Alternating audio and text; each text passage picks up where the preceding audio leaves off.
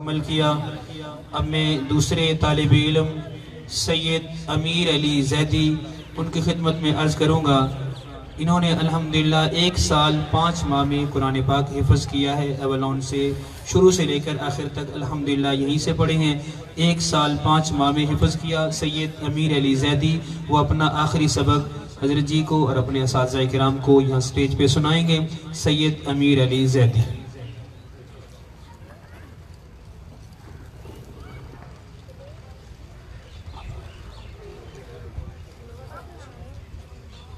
أعوذ بالله من الشيطان الرجيم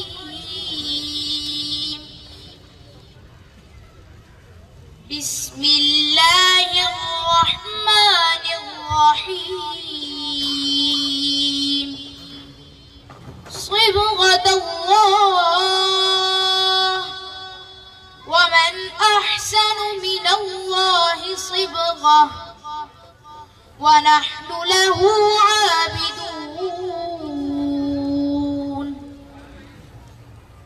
قل أتحاجوننا في الله وهو ربنا وربكم ولنا أعمالنا ولكم أعمالكم ونحن له مخلصون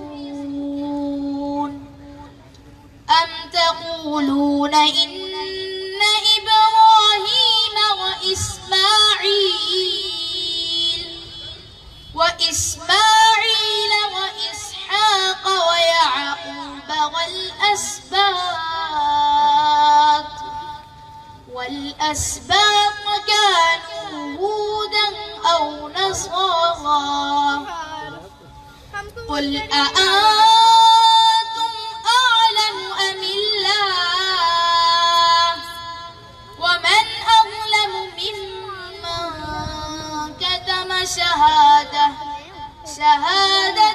عنده من الله وما الله بغافل عما تعملون تلك أمة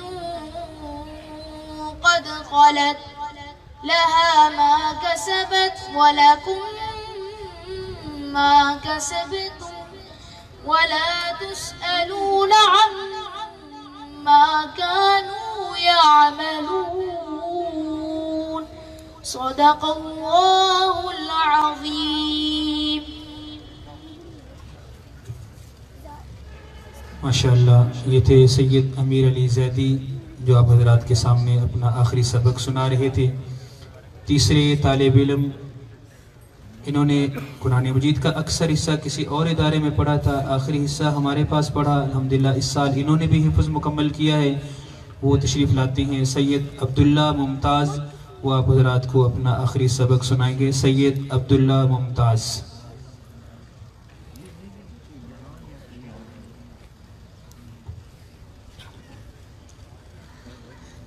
أعوذ بالله من الشيطان الرجيم بسم الله الرحمن الرحيم صبغة الله ومن أحسن من الله صبغة ونحن له عابدون قل أتحاجوننا في الله وهو ربنا وربكم ولنا أعمالنا ولكم أعمالكم ونحن له مخلصون أم تقولون إن إبراهيم وإسماعيل وإسحاق ويعقوب والأسباط كانوا هودا أو نصارى قل أأنتم أعلم أم الله ومن أظلم ممن كتم شهادة عنده من الله وما الله بغافل عما تعملون تلك أمة قد خلت لها ما كسبت ولكم ما كسبتم ولا تسألون عما كانوا يعملون صدق الله العظيم. ماشاءاللہ اب وہ ہمارے حفظ کرنے والے طلبہ کرام سامنے تشریف لائیں گے. حضرت جی کے ہاتھوں سے ان کی دستار بندی ہوگی. اس کے بعد انشاءاللہ حضرت جی کا بیان. ہمارے حفظ کرنے والے طلبہ کرام اور دونوں اساتذہ کرام وہ تشریف لے آئیں. حضرت جی کے ہاتھوں سے ان کی دستار بندی ہوگی. سید امیر علی زیدی، سید عبداللہ ممتاز اور سید محمد بن سمی اور دونوں اساتذہ کرام قاری ظفر صاحب اور قاری ابو بکر صاحب وہ بھی تشریف لائیں.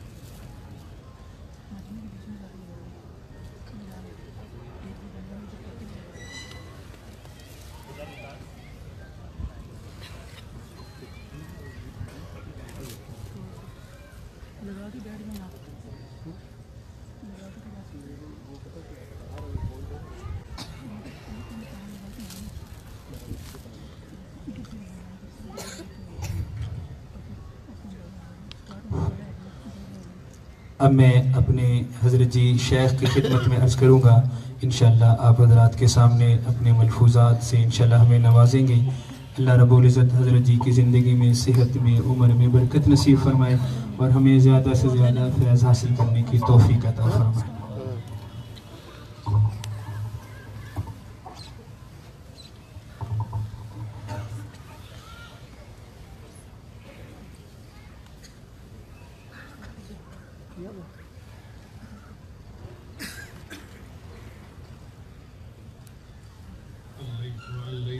الحمد لله وكفى وسلام على عباده الذين اصطفى أما بعد أعوذ بالله من الشيطان الرجيم بسم الله الرحمن الرحيم وأن ليس للإنسان إلا ما سعى وأن سعيه سوف يرى سبحان ربك رب العزة عما يصفون وسلام على المرسلين والحمد لله رب العالمين اللهم صل على سيدنا محمد وعلى آل سيدنا محمد وبارك وسلم.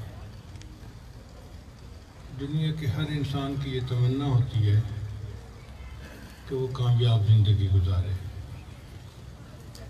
کامیاب زندگی گزارنے کے لیے کیا کرنا ہے اس کا پتہ نہیں ہوتا. چنانچہ آج کے بیان میں جو گفتگو کی جائے گی وہ خالص طلباء کے لیے ہوگی. چھوٹی عمر کے بچوں کو بات سمجھائی جائے گی کہ انہیں کیا کرنا ہے ایک اچھا انسان بننے کے لیے. سب سے پہلی بات کہ زندگی کا ایک مقصد ہونا چاہیے. اگر بے مقصد زندگی ہو تو اس کا کچھ حاصل نہیں ہوتا. بچے ذرا اس بات پر غور کریں. ایک نوجوان موٹر بائک کے اوپر بیٹھا ہے اور اس کو یہ پتہ نہیں کہ جانا کہاں ہے، تو بتائیں وہ پھر کیسے سفر کرے گا؟ کبھی دائیں، کبھی بائیں، کبھی آگے، کبھی پیچھے، کبھی ٹکر مار بیٹھے گا، ایکسیڈنٹ کر بیٹھے گا. اس کو سمجھ نہیں، وہ ایک کنفیوز بندہ ہوگا کہ جس کو پتہ ہی نہیں کہ میں نے جانا کہاں ہے. یہی انسان کی زندگی کا معاملہ ہے کہ اس کو اپنی زندگی میں اپنے مقصد کا تعین کرنا چاہیے. اس کو کہتے ہیں انگریزی میں گول اورینٹڈ لائف. تو ہم سب کی زندگی گول اورینٹڈ ہونی چاہیے، ایک مقصد کے تحت ہونی چاہیے۔ جس بندے کی زندگی میں کوئی مقصد نہیں وہ اپنی زندگی میں کچھ بھی حاصل نہیں کر سکتا، وہ ناکام انسان ہے۔ چنانچہ صحابہ کرام کی زندگیوں کو دیکھیں، آپ کو ہر بندے کی زندگی میں کوئی نہ کوئی گول نظر آئے گا، مقصد نظر آئے گا۔ دنیا کے ہر کامیاب انسان کی آپ زندگی کے حالات پڑھ کر دیکھیں، یہ وہ انسان ہوگا کہ جس نے اپنا ایک مقصد متعین کیا ہوگا اور پھر اس کو حاصل کرنے کے لیے اس نے خوب محنت کی ہوگی۔ تو گول اورینٹڈ لائف کا ہونا ضروری ہے۔ آج ہم ان بچوں سے انٹرویو لیں کہ آپ کی زندگی کا مقصد کیا ہے، تو یہ بچے کوئی بھی جواب نہیں دے سکیں گے۔ آپ تجربہ کر لیجئے، ایک بچے کو بھی نہیں پتا ہوگا کہ میں نے کرنا کیا ہے، کہ میں نے بننا کیا ہے زندگی میں۔ تو بچے کو کم از کم والدین اتنا تو سمجھائیں، اساتذہ ابتدا میں اس کو اتنا تو بتائیں کہ اس کا ایک کنسیپٹ کلیئر ہو جائے۔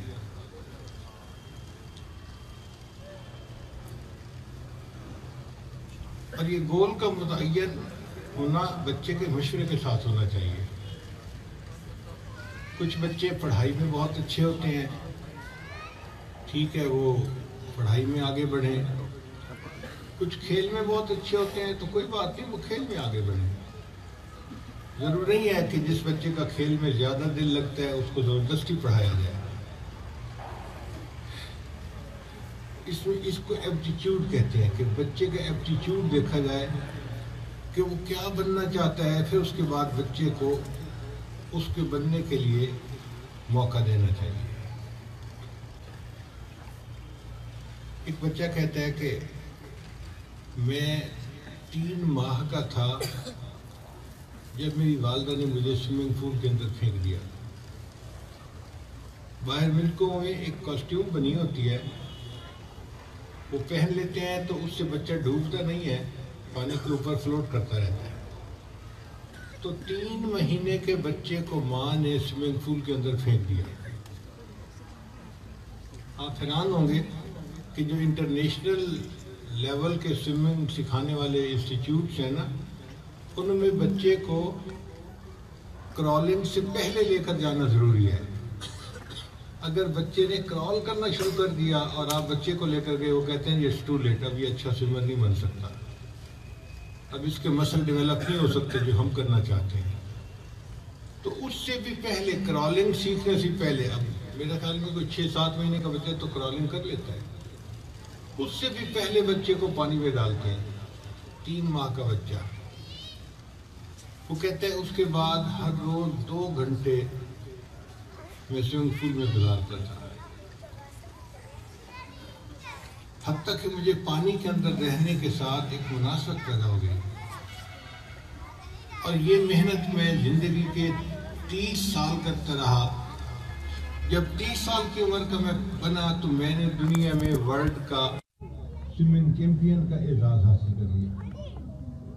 30 سال کی انتھک محنت کے بعد اس نے چیمپئن کا اعزاز حاصل کیا، اور 2 گھنٹے وہ بلا نافع جو ہے وہ سوئمنگ کرتا تھا۔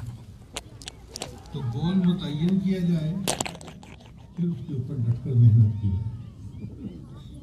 اگر کسی بندے کی زندگی کا کوئی گول نہیں ہے نا، تو اس کی زندگی بیکار ہے۔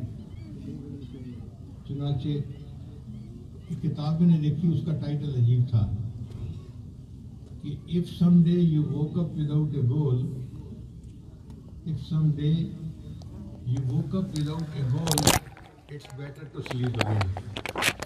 اگر تم کس دن اٹھے ہو اور تمہارا کوئی گول نہیں، تو بہتر ہے کہ تم دوبارہ سو جاؤ، جاگنے کا کیا فائدہ ہے؟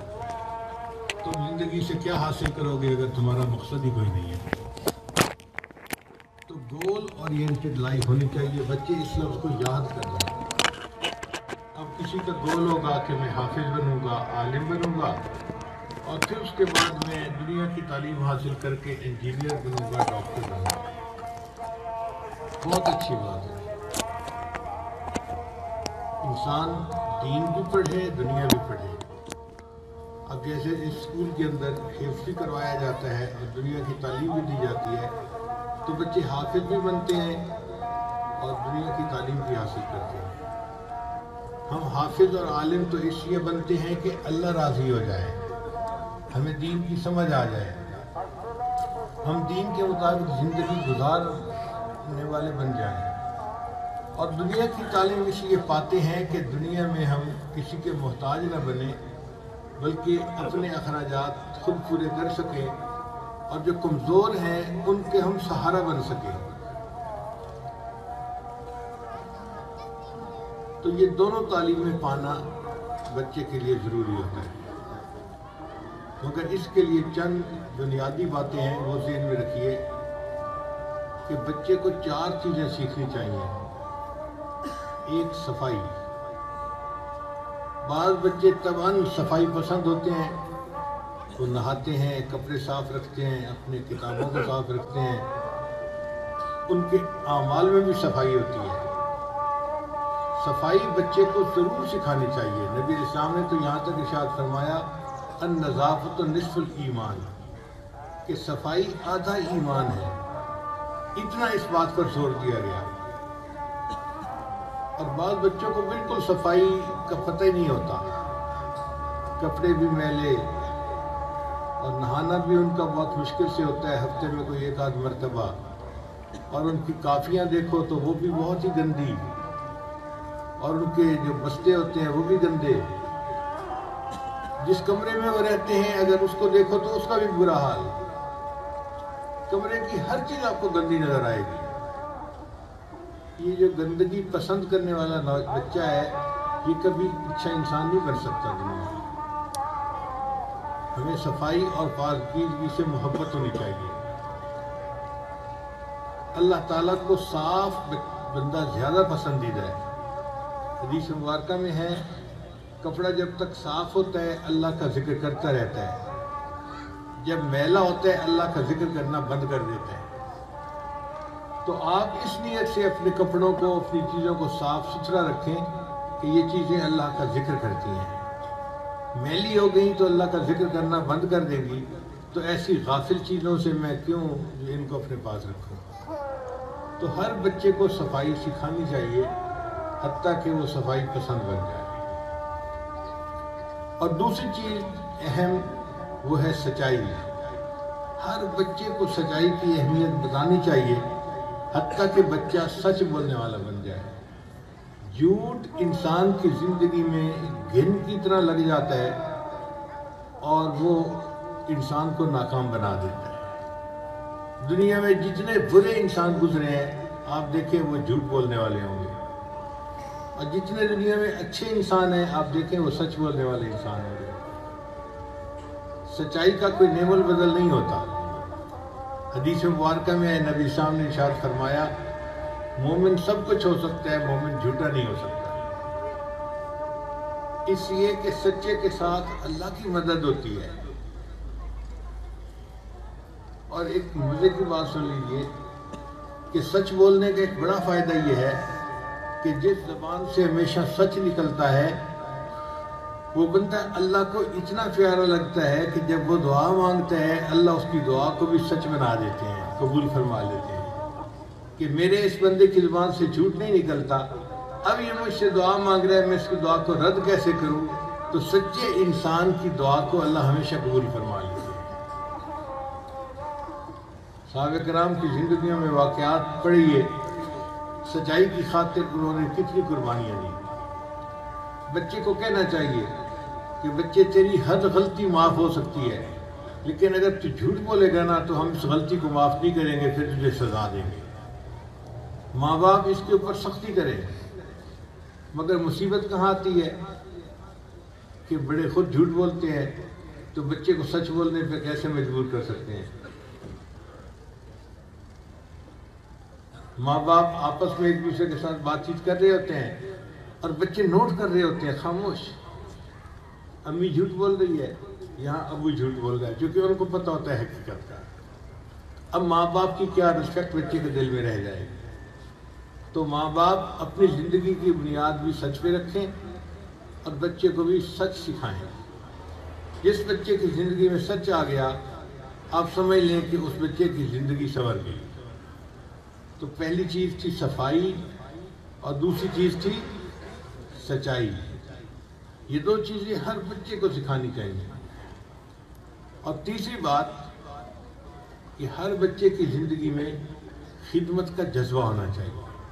ہم انسان ہیں، ہمارے اندر ہمدردی ہونی چاہیے۔ ہم اگر اپنے بڑوں کی خدمت کرنے کا موقع مل جائے تو اپنے آپ کو خوش نصیب سمجھنا چاہیے۔ کچھ بچے اتنے سست ہوتے ہیں کہ ان کے لیے پانی کا گلاس بھر کے خود پینا بھی مشکل ہوتا ہے۔ یہ ایسے بچے کسی کام کے نہیں بن سکتے۔ بچہ وہ اچھا کہ اگر بڑے کوئی بات کہہ دے وہ خوشی سے ان کی خدمت کرے۔ ہمارے ایک دوست انڈیا گئے، وہاں ایک عالم کے گھر ان کا رہنا ہوا۔ وہ کہتے ہیں کہ ان کا ایک بچہ تھا جس کی عمر تقریباً کوئی 7-8 سال تھے، اور وہ ان کا بڑا بیٹا تھا۔ انہوں نے اس بچے کو میری خدمت پہ مامور کر دیا کہ بچے مہمان کی خدمت آپ کے ذمہ ہے۔ اب میرے کمرے کو صاف رکھنا، میرے بستر کو صاف رکھنا، مجھے وقت پہ کھانا دینا، مجھے جگانا، مجھے بھیجنا، مجھے واپس استقبال کرنا، یہ سارا کام وہ بچہ کرتا تھا۔ کہتے ہیں کہ میں اس بچے کی عقل مندی پہ حیران ہوتا۔ وہ میرے لیے کھانا لاتا تو اس طرح کھانا دسترخوان پہ لگاتا کہ برتن کی آواز بھی نہیں آتی تھی۔ تو میں بڑا حیران ہوتا کہ اس بچے کی ماں باپ نے تربیت کیسے کی ہوگی۔ ایک خوبی میں نے اس میں دیکھی کہ جیسے ہی آتا کھانا لگاتا تو لگا کے چلا جاتا، وہاں رہتا نہیں تھا، ٹھہرتا نہیں تھا، فوراً چلا جاتا تھا۔ اب میں چاہتا تھا کہ میں اس سے ذرا پوچھوں، بات چھیڑوں، پتہ چلے کہ اس کی تربیت کیسے ہوئی۔ وہ بچہ موقع ہی نہیں دیتا تھا۔ ایک دن اس نے کھانا لگایا اور کھانا لگاتے ہی واپس جانے لگا۔ تو میں نے اس کو کہا ذرا رکو بچے، کیا تم سب سے بڑے ہو؟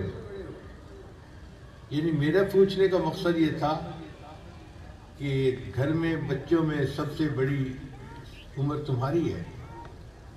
تو میں نے اس بچے کو بلایا اور کہا کہ بچے یہ بتاؤ کیا تم سب سے بڑے ہو؟ کہنے لگے جب میں نے یہ کوسچن پوچھا وہ بچہ شرما کے پیچھے کو ہٹا، دیوار کے ساتھ لگا اور کہنے لگا انکل سچی بات تو یہ ہے اللہ سب سے بڑے ہے، ہاں بہن بھائیوں میں میری عمر زیادہ ہے۔ وہ کہنے لگے میں حیران رہ گیا کہ ماں باپ نے اس بچے کی کتنی اچھی تربیت کی ہے کہ جس بچے نے اتنی چھوٹی سی بات کو بھی پکڑ لیا اور وہ کہتا ہے کہ جی سچی بات تو یہ ہے اللہ سب سے بڑے ہیں، البتہ بہن بھائیوں میں میری عمر زیادہ ہے۔ تو بچے کی تربیت اس طرح کی جائے کہ بچے کے اندر ایمان بھی مضبوط ہو اور اس کے اندر محنت کا جذبہ بھی ہو، سچ بولنا اس کی صفت بن جائے۔ تو سچائی، صفائی اور تیسری چیز کیا تھی؟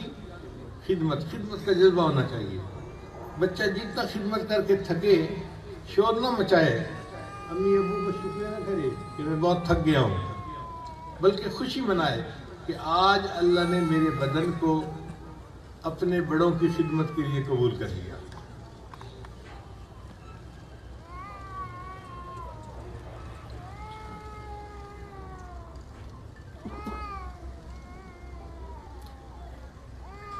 خدمت و جذبہ جس بچے کے اندر ہے وہ یقیناً ایک اچھا انسان بنے گا۔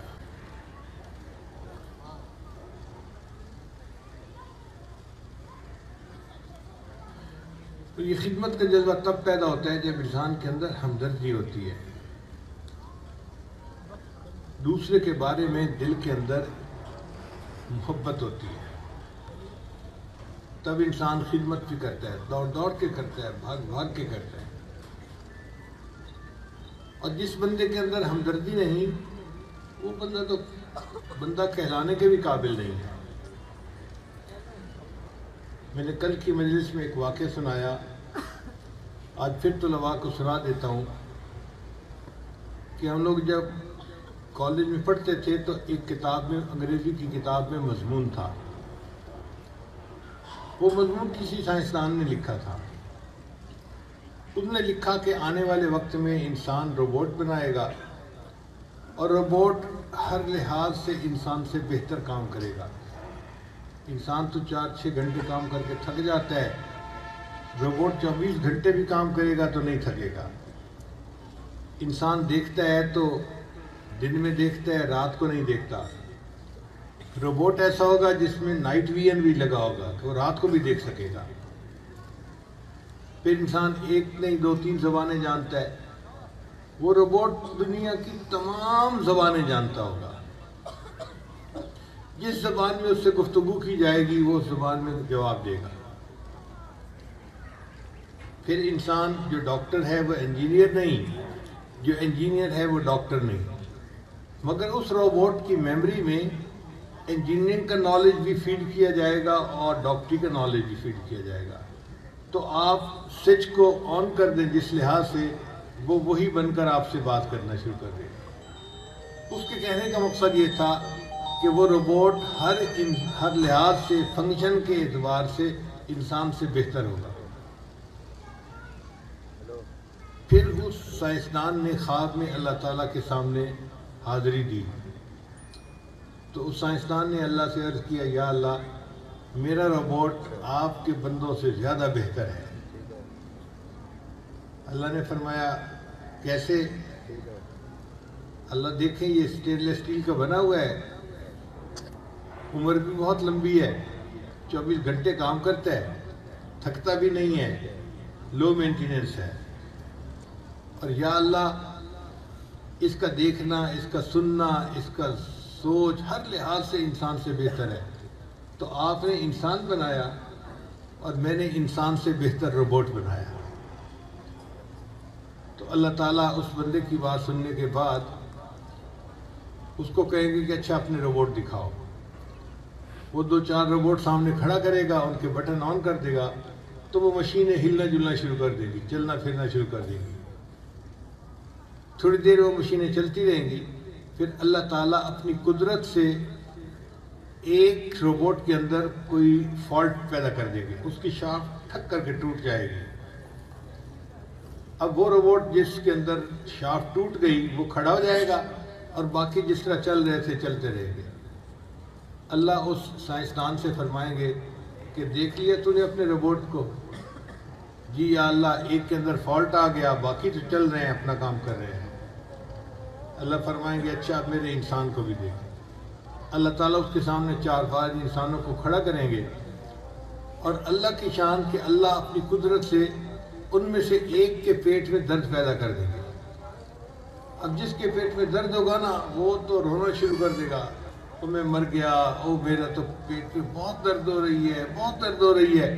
جیسے وہ کہے گا نا درد ہو رہی ہے، درد ہو رہی ہے، تو باقی 4-5 جو ہوں گے نا وہ اس کے قریب آ جائیں گے، اس کو لٹائیں گے۔ کوئی اس کا سر دبائے گا، کوئی اس کا پاؤں دبائے گا، کوئی اس کے ساتھ میٹھا بول بولے گا، تسلی کی بات کرے گا، اور کوئی اس کے پیٹ کی مالش شروع کر دے گا۔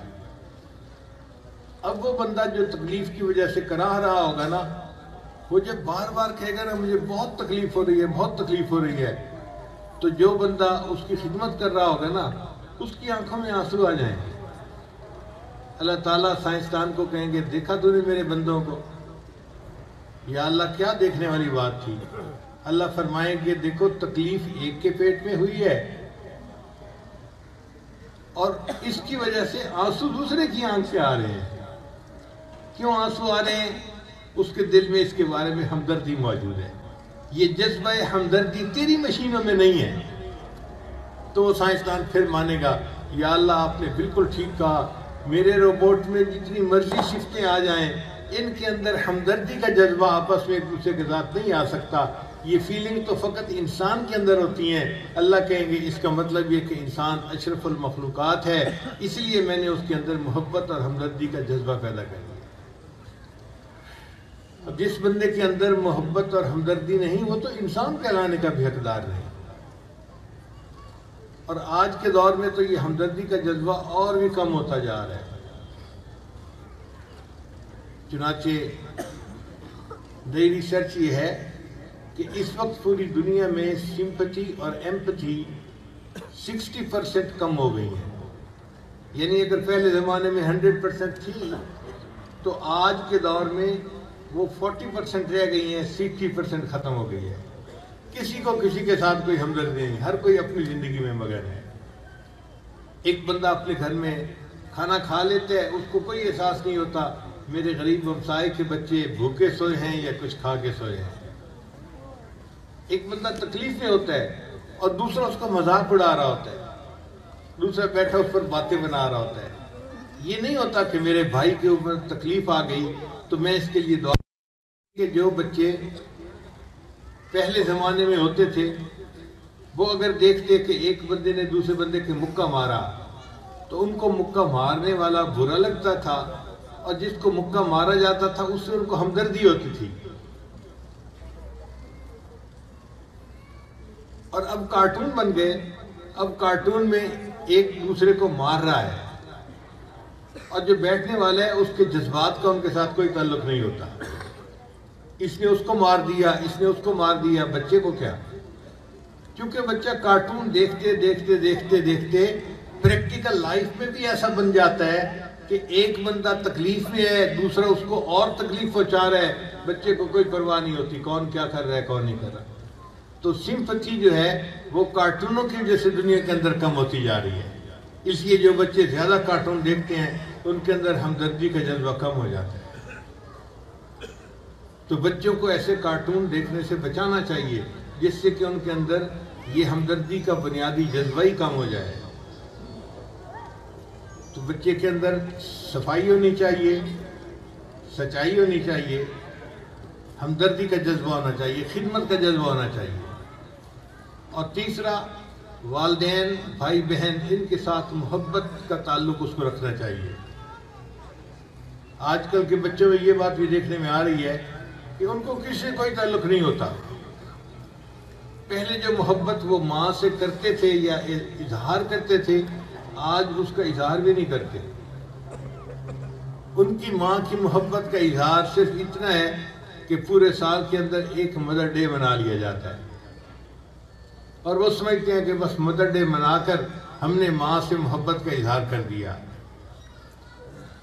باپ سے محبت کا اظہار کر دیا. اس لیے کافروں کی دنیا میں بچے کا ماں باپ کے ساتھ جو تعلق ہونا چاہیے وہ نہیں ہے. دنیا پریشان ہے اس وجہ سے. امریکہ میں نیو یارک کے قریب ایک اور ریاست ہے، وہاں پر ایک ماں نے اپنے بیٹے پر مقدمہ کیا. ماں نے مقدمہ یہ کیا کہ میں بیوہ عورت ہوں، خاوند میرا فوت ہو چکا اور میں اپنے جوان بیٹے کے ساتھ زندگی گزار رہی ہوں. گھر میں جوان بیٹے کے سوا اور کوئی نہیں. اور مقدمہ یہ ہے کہ میرے بیٹے نے کتا پالا ہوا ہے اور یہ دن میں 2-3 گھنٹے اس کتے کو نہلاتا ہے، ساتھ لے کر جاتا ہے، بھگاتا ہے، کھانا کھلاتا ہے، 2-3 گھنٹے اس کے ساتھ گزارتا ہے. لیکن یہ میرا بیٹا میرے کمرے میں 5 منٹ کے لیے نہیں آتا. میرا بیٹا ہے، میں اس کی شکل دیکھنے کو ترستی ہوں. تو عدالت بچے کو حکم دے کہ یہ روزانہ 5 منٹ کے لیے مجھے آ کے اپنی شکل تو دکھا جایا کرے. اپنے کمرے میں گھسا رہتا ہے، سکول جاتا ہے، کتے کو جو ہے نا ٹائم دیتا ہے، اور میں ماں ہوں، میرے پاس 5 منٹ کے لیے بھی نہیں آتا. تو میں درخواست کرتی ہوں کہ عدالت بچے کو حکم دے کہ وہ 5 منٹ کے لیے روزانہ میرے سامنے آیا کرے، میں اس کے چہرہ تو دیکھ لیا کروں. اب بچے نے بھی مقدمے کا وکیل کیا اور ماں نے بھی وکیل کیا اور یہ مقدمہ عدالت میں چلا اور اس کی پوری تفصیل اخباروں میں بھی آئی اور ٹی وی کے اوپر بھی دکھائی گئی پوری قوم کو. عجیب و غریب مقدمہ تھا. اب ماں کے وکیل نے اپنے دلائل دیے اور بچے کے وکیل نے اپنے دلائل دیے. دلائل سننے کے بعد جو جج تھا اس نے مقامی قانون کے مطابق فیصلہ دیا کہ جی بچے نے چونکہ کتا پالا ہے اس لیے کتے کی خدمت بچے کے اوپر لازم ہے، لائبلٹی ہے وہ کتا. 3 گھنٹے لگے 5 گھنٹے لگے، بچے کو اس کتے کی ضروریات کا خیال کرنا چاہیے. اور اس کو بھگانا چاہیے، کھانا کھلانا چاہیے، نہلانا چاہیے، یہ سب کام کرنا چاہیے۔ رہ گئی ماں، تو بوڑھی ماں بچے کی لائبلٹی نہیں ہے۔ اگر بچے کا دل چاہے گا تو وہ کمرے میں آئے گا، اگر نہیں آتا تو ہم اس کو مجبور نہیں کر سکتے۔ اب آپ بتائیے کہ جہاں ماں اور بیٹے کا تعلق یہ ہو، اس معاشرے میں سکون کیسے ہو سکتا ہے؟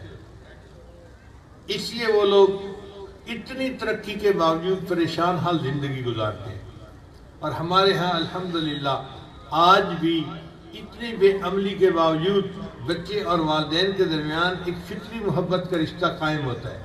ہر گھر کے اندر آپ دیکھیں بچے اپنی ماں سے محبت کا اظہار کرتے ہیں، ماں بچوں پہ قربان جاتی ہے، اور یہ ایک عجیب محبت کا تعلق ہوتا ہے اولاد ماں باپ کے درمیان۔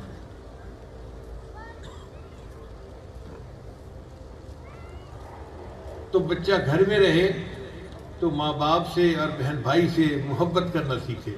کچھ بچے ضدی قسم کے ہوتے ہیں، تھوڑی تھوڑی بات پہ بھائی سے لڑائی، تھوڑی تھوڑی بات پہ بہن سے لڑائی، گھر میں کسی نہ کسی قسم کی لڑائی چلتی رہتی ہے۔ ایسے بچے اچھے نہیں ہوتے، بلکہ اگر گھر میں بڑا کوئی زیادتی بھی کر لے تو چھوٹے کو چاہیے کہ وہ اس کی زیادتی کو برداشت کر لے، صبر کر لے، اس پر اللہ اس سے راضی ہو جائے گا۔ مگر بھائی بھائی ہوتا ہے، آپس میں محبت کا تعلق رکھنا چاہیے۔ یہ جو بھائی بھائی کا رشتہ ہے نا، اس رشتے کا کوئی بدل نہیں ہو سکتا۔ چنانچہ حضرت موسیٰ علیہ السلام کو اللہ نے نبوت عطا فرمائی اور حکم دیا کہ آپ فرعون کے پاس جائیں۔ حضرت موسیٰ علیہ السلام بڑے گھبرائے، بڑی ذمہ داری ہے، اور فرعون تو بڑا ظالم بادشاہ ہے، پاورفل کنگ ہے، اس کے پاس میں اکیلا جاؤں گا تو میرے ساتھ کرے گا کیا؟ بندہ ڈر جاتا ہے نا، بعض اوقات گھبرا جاتا ہے۔ تو حضرت موسیٰ علیہ السلام نے یہ محسوس کیا کہ فرعون کے سامنے اکیلا جا کر دین کی بات کرنا یہ میرے لیے تو ٹو مچ بوجھ ہے، جو شاید میں اکیلا نہ اٹھا سکوں۔ تو انہوں نے دعا مانگی، رب اشرح لی صدری ویسر لی امری واحلل عقدۃ من لسانی یفقہوا قولی۔ پھر انہوں نے کہا وجعل لی وزیرا من اہلی ہارون اخی، اے اللہ میرے بھائی ہارون کو میرا وزیر بنا دے، جو میرا بھائی ہے، تاکہ اس کام میں وہ میرا معاون بن جائے۔ تو دیکھیں دین کا بوجھ سر پہ پڑا تو موسیٰ علیہ السلام کو کون یاد آیا؟ بھائی یاد آیا۔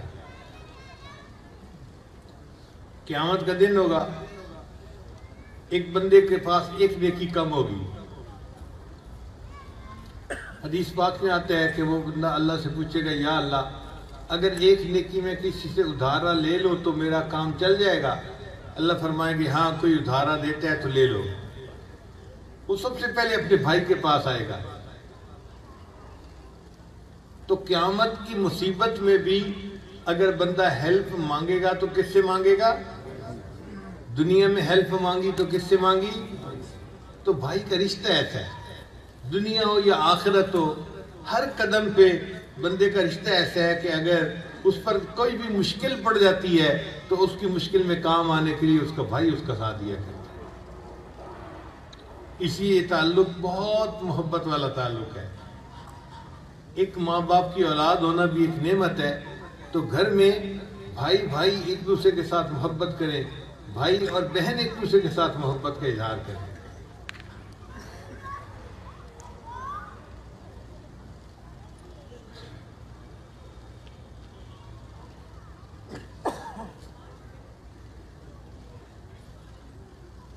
کتابوں میں ایک واقعہ لکھا ہے کہ ایک بادشاہ نے ایک عورت کے بھائی کو،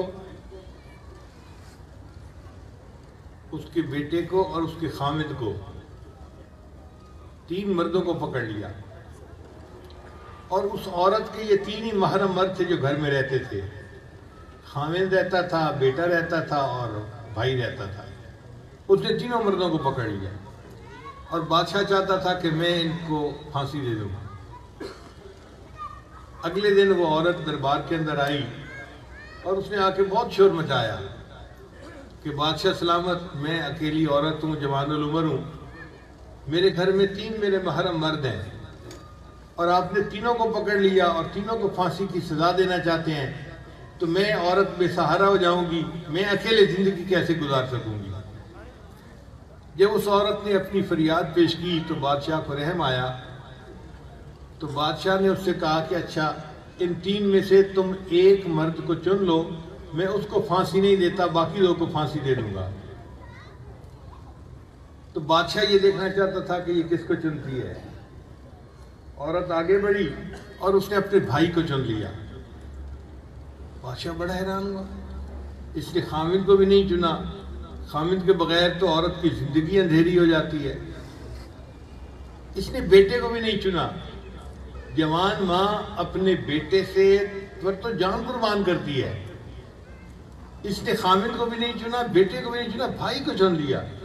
تو بادشاہ نے اس سے کہا اچھا یہ بتاؤ کہ تم نے بھائی کو کیوں چنا ہے؟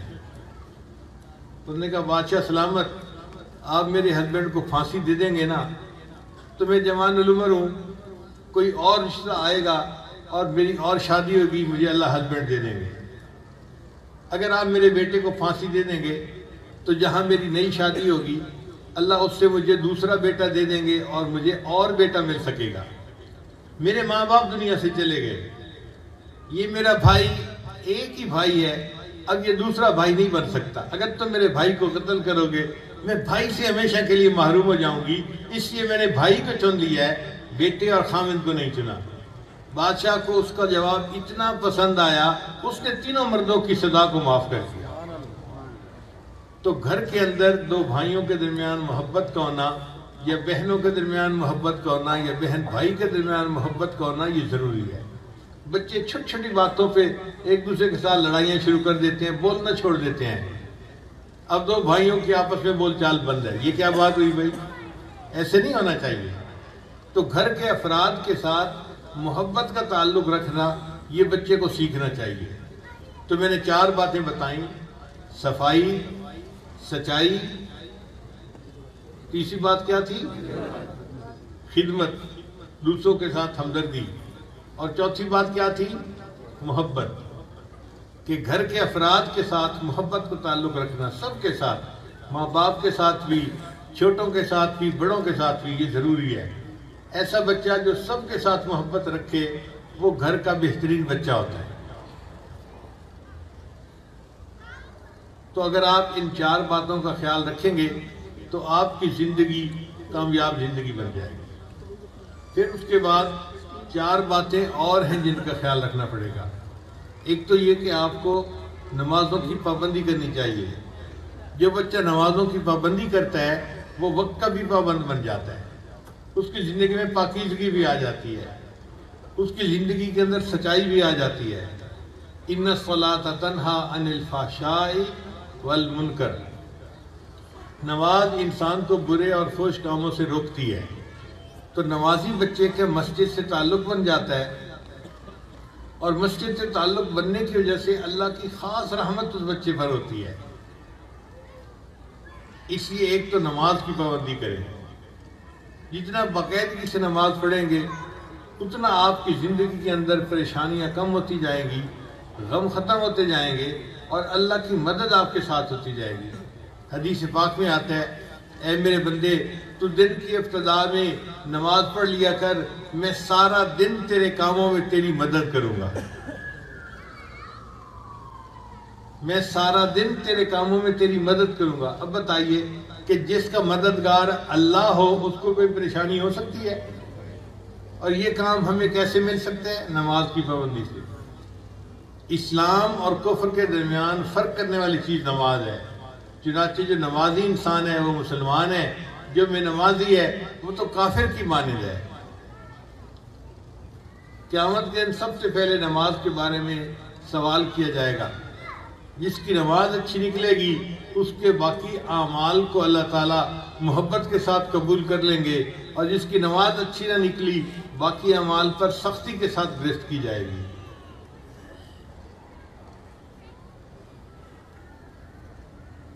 اور نماز پڑھنے والے بچے کی صحت بھی ٹھیک رہتی ہے۔ عزیز طلباء، یہ بات ذرا توجہ کے ساتھ سنیے گا، نماز پڑھنے والے بچے کی، ذرا اونچے بولے نا، صحت ٹھیک رہتی ہے۔ وجہ کیا ہے کہ نماز کے اندر روحانی فائدے بھی ہیں، جسمانی فائدے بھی ہیں۔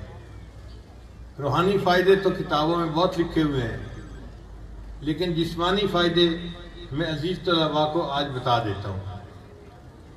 آپ دیکھیں کہ فجر کا جب وقت ہوتا ہے نا، تو اس وقت انسان کے جو پیرامیٹر ہوتے ہیں نا، وہ سب سے زیادہ سٹیبل ہوتے ہیں، کم ہوتے ہیں۔ اسی لیے بیمار بندے کی فاسٹنگ شوگر کو دیکھا جاتا ہے۔ فاسٹنگ کے وقت میں اس کا بلڈ ٹیسٹ لیا جاتا ہے کہ جی کولیسٹرول کیا تھے، فلاں کیا تھا، فلاں کیا تھا۔ بلڈ ٹیسٹ لینے کے لیے ڈاکٹروں کے پاس آپ جائیں، وہ کہیں گے جی کہ فاسٹنگ کے وقت آنا، کہ فجر کے وقت یہ لیول سب جو ہیں وہ سٹیبل ہوتے ہیں، تو اس وقت کی ریڈنگ ڈاکٹر کو زیادہ بہتر اندازہ جو ہے لگا دیتی ہے۔ اب فجر کے وقت جب شوگر لو تھی تو اللہ تعالیٰ نے فجر کی رکعتیں کتنی بنائیں؟ 4، 2 رکعت سنت اور 2 رکعت فرض۔ ایکسرسائز زیادہ نہیں کروائی، اس لیے کہ بندے کی تو شوگر پہلے ہی تھوڑی ہے، اس سے زیادہ ایکسرسائز کروانے کی کیا ضرورت تھی؟ میں جسمانی فائدے بتا رہا ہوں۔ اب اس کے بعد ہم نے ناشتہ کیا، پھر دوپہر کا وقت آیا تو ہم نے ٹکا کے دوپہر کا کھانا کھایا، اور شوگر جو تھی وہ اونچی چلی گئی۔ اللہ نے فرمایا اے میرے بندے، اب تجھے شوگر کو کنٹرول کرنے کے لیے ایکسرسائز کرنی پڑے گی۔ یا اللہ 4 رکعت پڑھ لوں؟ میں نہیں، 4 رکعت سے کام نہیں چلے گا، تجھے 12 رکعتیں پڑھنی پڑے گی۔ 4 رکعت سنت، 4 فرض، 2 سنت 2 نفل، 12 رکعتیں بنتی ہیں۔ تو بندے نے 12 رکعتیں پڑھ لی۔ پھر اس کے بعد عصر کا وقت ہوا تو اس نے جوس پیا، چائے پی، بسکٹ کھائے یا کچھ میوہ کھایا، تو شوگر اور بڑھی۔ تو عصر کی نماز میں بھی اللہ نے کہا کہ 4 رکعتیں تو لازمی ہیں، اور 4 رکعتیں سنت جو ہیں وہ آپشنل ہیں، چاہو تو پڑھ لو، چاہو تو نہ پڑھو۔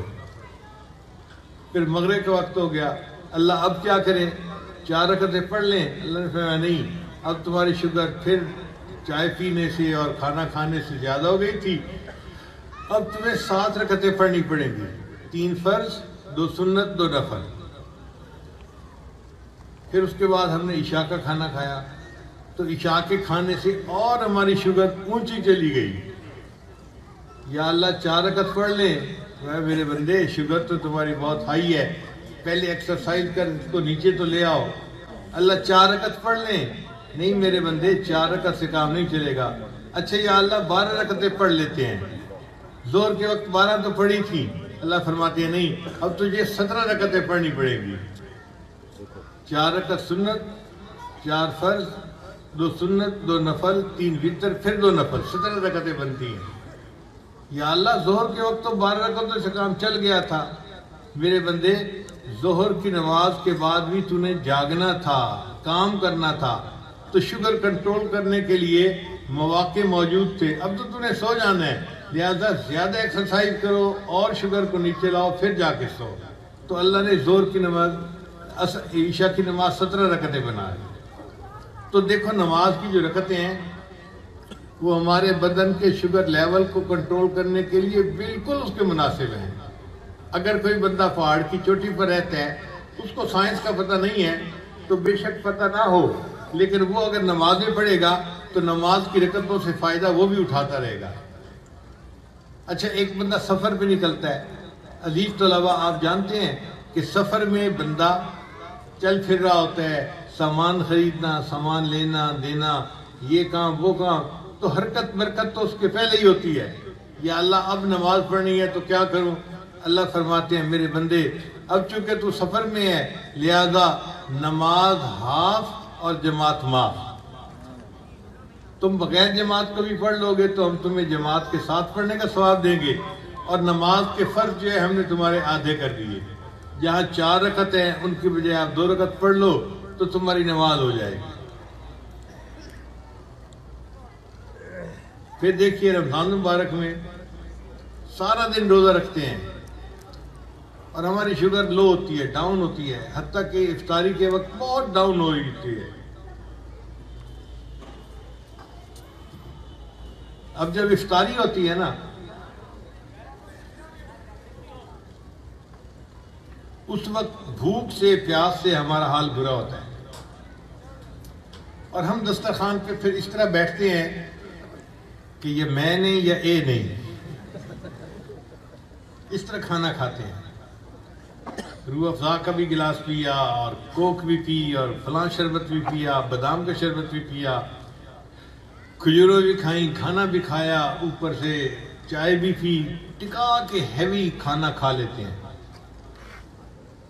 اب جب ضرورت سے زیادہ ہیوی کھانا کھا لیا جو عام دنوں میں کھاتے تھے، اللہ نے فرمایا میرے بندے عام دنوں میں تو تم 17 رکعتیں پڑھتے تھے تو کام چل جاتا تھا، اب چونکہ تمہارا لیول زیادہ بڑھ گیا ہے، اب 17 رکعت سے کام نہیں چلے گا، اب 17 رکعت کے بعد 20 رکعت تراویح بھی پڑھنی پڑے گی۔ تو دیکھو نماز کی رکعتیں جتنی ہیں ان کے روحانی فائدے اپنی جگہ، ان کے جسمانی فائدے بھی ہیں، کسی کو پتہ ہو یا نہ ہو، لیکن نماز سے انسان کو فائدہ ہوتا ہے۔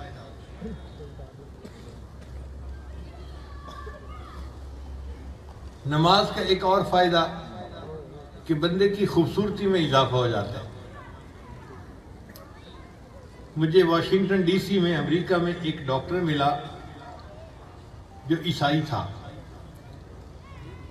کہنے لگا کہ آپ مسلمان ہیں؟ میں نے کہا الحمدللہ میں مسلمان ہوں۔ میں نے پوچھا آپ کون ہیں؟ کہنے لگا میں عیسائی ہوں، مگر میں روزے بھی رکھتا ہوں اور میں نماز بھی پڑھتا ہوں۔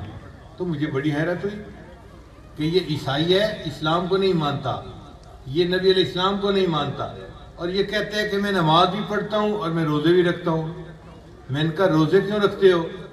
کہنے لگا میں ڈاکٹر ہوں اور میں نے دیکھا ہے کہ ہمارا معدہ پورا سال اوور لوڈ رہتا ہے، تو بندے کے اندر کچھ ٹاکسک میٹیریل ایسے ہیں جو جمع ہو جاتے ہیں اور وہ اس وقت پروسیس ہوتے ہیں جب پیٹ خالی ہوتا ہے۔ اب ہم پیٹ کو تو خالی ہونے ہی نہیں دیتے، لہٰذا وہ ٹاکسک میٹیریل اندر رہتے ہیں اور بیماریوں کا ذریعہ بنتے ہیں۔ جب رمضان شریف آتا ہے تو مسلمان لوگ روزہ رکھتے ہیں، اس وقت پیٹ خالی ہوتا ہے، اور جب خالی پیٹ ہوتا ہے تو پھر جسم وہ جو ٹاکسک میٹیریل ہے اس کو وہ پروسیس کر کے جسم سے نکال دیتا ہے، تو بندہ بڑی بڑی بیماریوں سے بچ جاتا ہے۔ میں نے اس کے اوپر جب ریسرچ کی تو میرے دل نے کہا کہ اگرچہ میں عیسائی ہوں مگر مجھے بدنی فائدہ تو حاصل کرنا چاہیے، میں سال میں 40 دن روزے رکھتا ہوں اس جسمانی فائدے کی خاطر۔ ایک عیسائی ہے، ایک بندہ غیر مسلم ہے، اور وہ فائدے کی خاطر 40 دن روزے رکھتا ہے ہر سال۔ میں نے پوچھا پھر نماز کیوں پڑھتے ہو؟ کہنے لگا آپ کو پتہ ہے کہ انسان کا دل نیچے ہے، سر اوپر ہے۔ کہاں بالکل ٹھیک ہے۔ کہنے لگا جب گھر میں پمپ لگا ہو نا تو گراؤنڈ فلور پر پانی کا پریشر ٹھیک ہوتا ہے، پہلی منزل پہ پریشر کم ہوتا ہے، اور دوسری منزل پہ تو پریشر جاتا ہی نہیں، پانی نہیں جاتا، اونچا ہو جاتا ہے نا۔ کہنے لگا یہی حال ہے کہ ہمارے جسم کے جو نیچے کا دھڑ ہے نا، ادھر تو خون اچھے طریقے سے جاتا آتا ہے، پورے جسم سرکولیٹ کرتا ہے، ہمارا دماغ اوپر ہے، تو وہاں پر وہ پریشر نہیں ہوتا جو ہونا چاہیے۔ اس وجہ سے ہمیں کوئی ایسا کام کرنا چاہیے کہ زندگی میں وہ وقت آئے کہ دل اوپر ہو اور دماغ نیچے ہو۔ کہنے لگا میں نے بڑا سوچا، پھر میں نے ایک مسلمان کو نماز پڑھتے دیکھا تو میں نے دیکھا کہ اس نے سجدہ کیا، تو میں نے پوچھا تم نے یہ کیا کیا؟ اس نے کہا جی یہ نماز کا سجدہ ہے، یہ ضروری ہوتا ہے۔ تو میں نے کہا کہ ہاں یہ وہ پوزیشن ہے جس میں انسان کا دل اوپر ہوتا ہے اور سر نیچے ہوتا ہے۔ تو میں نے دیکھا کہ اگر وہ بندہ لمبا سجدہ کر لے تو اس کے پورے چہرے کے اوپر خون اچھی طرح جاتا ہے فلڈ ہو کے، اور اس کے دماغ میں فلڈ ہو کے جاتا ہے۔ ایسے بندے کی میموری بھی اچھی ہوتی ہے اور اس کے چہرے کے اوپر حسن بھی زیادہ ہو جاتا ہے۔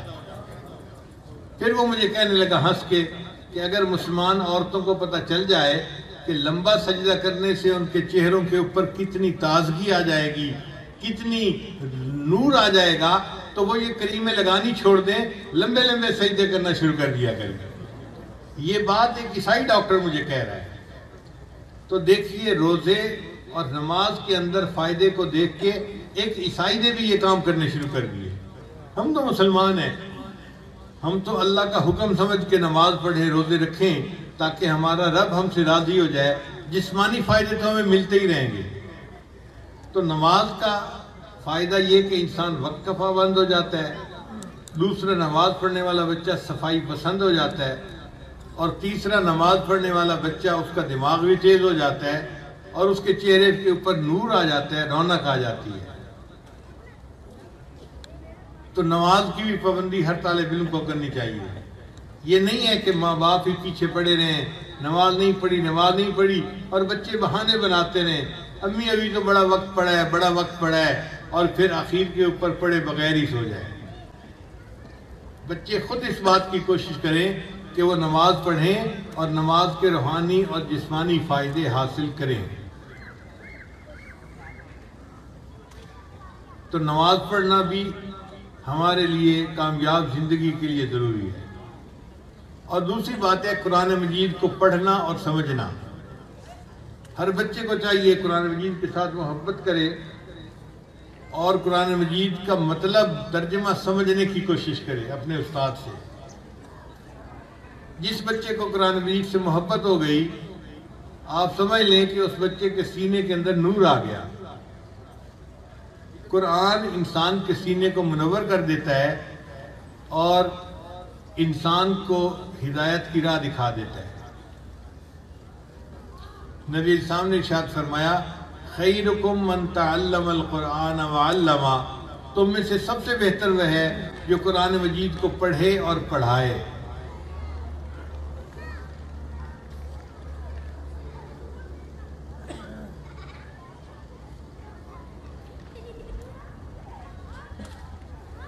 عزیز طلبہ، ایک بات ذہن میں رکھیے گا، حدیث پاک میں آتا ہے کہ جو بچے قرآن مجید پڑھتے ہیں یا بڑے قرآن مجید پڑھتے ہیں، فرشتے ان کے لبوں کو بوسہ دیتے ہیں۔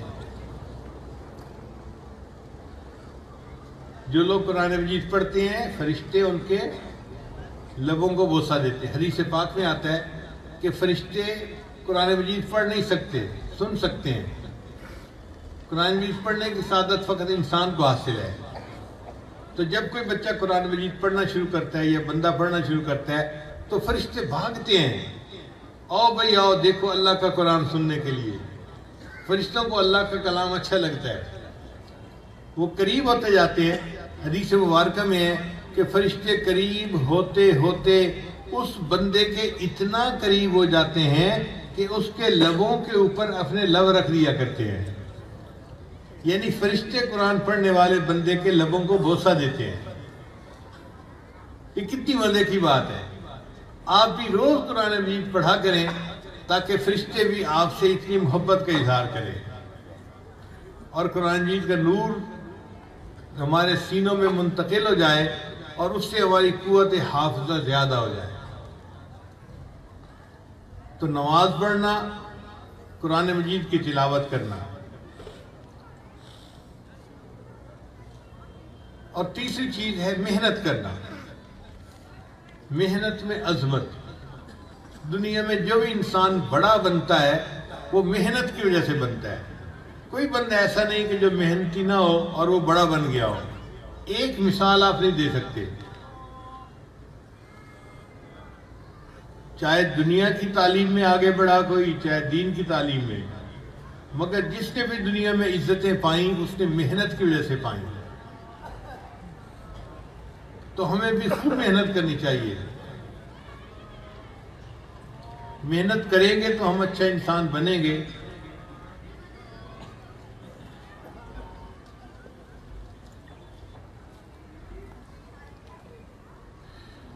محنت کریں تو ہم کامیاب انسان بنیں گے۔ اور چوتھی چیز کہ ہمیں اپنے بڑوں کی دعائیں لینی چاہیے، ماں باپ کی دعائیں، بڑوں کی دعائیں، استادوں کی دعائیں، یہ بھی بڑی اہم ہوتی ہیں۔ بندہ اپنی طرف سے محنت وغیرہ تو سارا کچھ کرے، مگر اس کے پیچھے بڑوں کی دعائیں نہ ہوں تو اس کا رزلٹ نہیں ملتا اس کو۔ اسی لیے جب امتحان آئیں تو آپ اپنے والدین سے، اپنے اساتذہ سے اپنے لیے دعائیں کروایا کریں تاکہ اللہ تعالیٰ آپ کو امتحان میں کامیابی عطا فرمائے۔ بس آپ کو 4 باتیں میں نے پہلے بتائیں اور 4 باتیں یہ بتائیں، اگر ان باتوں کو آپ پلے باندھ لیں گے تو انشاءاللہ آپ اپنی زندگی میں دیکھیں گے کہ اللہ آپ کو عزتوں بھری زندگی عطا فرمائیں گے۔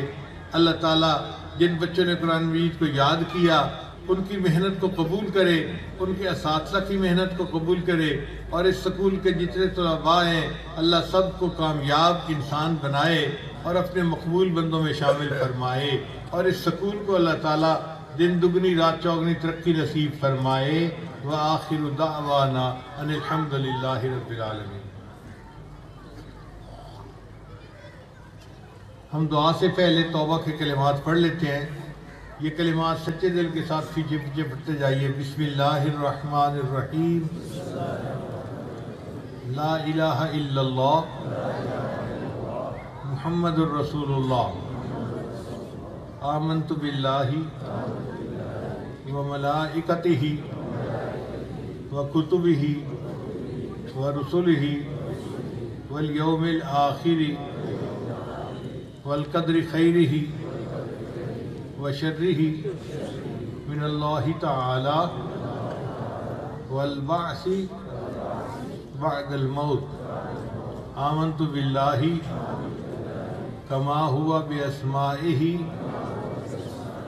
وصفاتہ وقبلت جمیع احکامہ اقرار باللسان وتصدیق بالقلب۔ اشہد ان لا الہ الا اللہ واشہد ان محمدا عبدہ ورسولہ۔ استغفر اللہ ربی من کل ذنب واتوب الیہ برحمتک یا ارحم الراحمین۔ ان کلمات کو پڑھنے سے ہم تو بتائے ہو چکے ہیں، اب سب حضرات دعا کر لیجیے۔